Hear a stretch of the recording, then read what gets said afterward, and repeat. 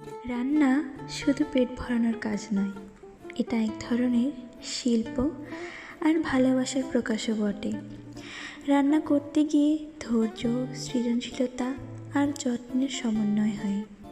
যার জন্য রান্না করা হয় তার মুখে একটুখানি হাসি দেখাটাই সবচেয়ে বড় আনন্দ। রান্নাঘর আসলে ঘরের প্রাণ। এখানে ঘরোয়া গল্প আর ভালোবাসার গন্ধ মিশে থাকে। ভালো রান্না কখনো শুধু মশলা বা রেসিপির উপর নির্ভর করে না, বরং রান্নার সময়কার মনের অবস্থার উপরও প্রভাব পড়ে। আজকে রান্নাঘরের গল্পটা একটু আলাদা।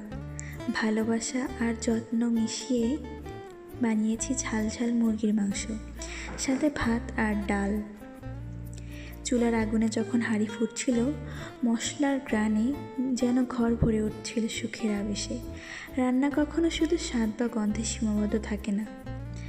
রান্না মানে হচ্ছে নিজের অনুভূতি দিয়ে অন্যকে খুশি করার এক অদ্ভুত জাদু।